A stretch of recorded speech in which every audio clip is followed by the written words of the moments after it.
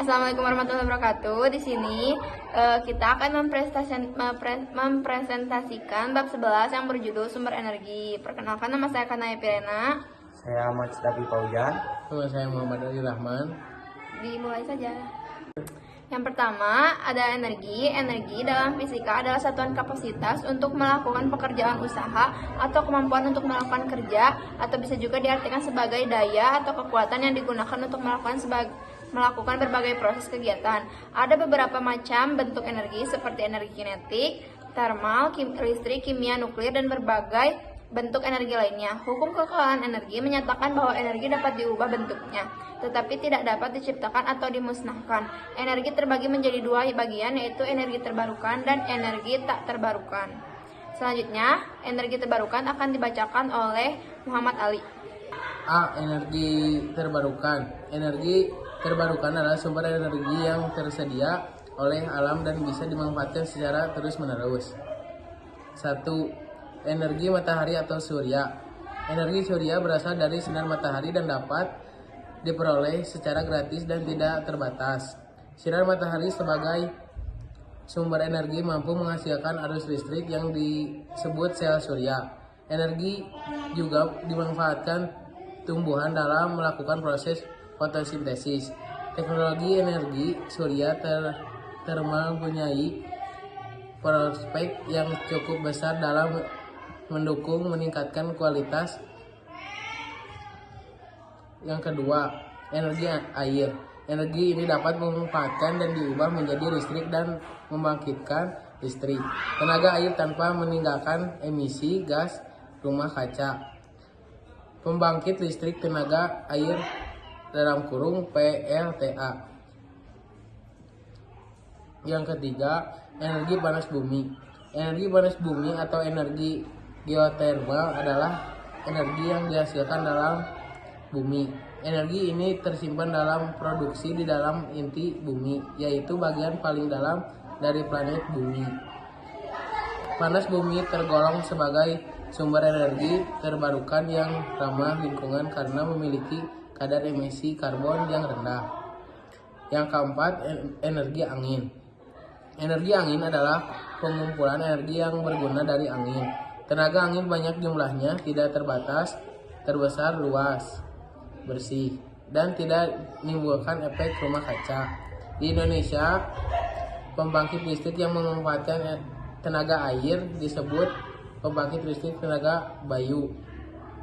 Contoh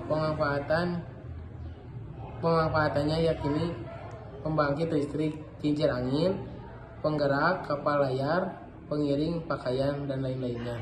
Selanjutnya, sumber energi tak terbarukan akan dibacakan oleh Muhammad Davi. D. Sumber energi tak terbarukan. Sumber daya yang tidak dapat diperbarui adalah sumber daya alam yang tidak dapat dengan mudah diganti dengan cara alami, dengan kecepatan yang cukup, cepat untuk mengimbangi konsumsi. Contohnya adalah bahan bakar fosil berbasis karbon. 1. Minyak bumi. Minyak bumi merupakan bahan bakar fosil yang ada di dalam lapisan bumi. Pengeboran lalu memompa keluar perlu dilakukan untuk mengambilnya. Minyak bumi terbentuk dari batuan, hewan, tumbuhan yang telah mati jutaan tahun, tertimbun lumpur dan terkubur di dalam tanah, di daratan maupun di dasar laut. Paling mudah, bantuan yang membentuk minyak bumi berumur 1 juta tahun, sehingga tak mungkin untuk diperbarui dalam waktu yang dekat. 2. Gas alam. Seperti minyak bumi, gas alam atau gas bumi juga berada di dalam lapisan perut bumi. Gas ini digunakan untuk pembangkit tenaga gas atau PLTG untuk menghasilkan listrik di beberapa tempat.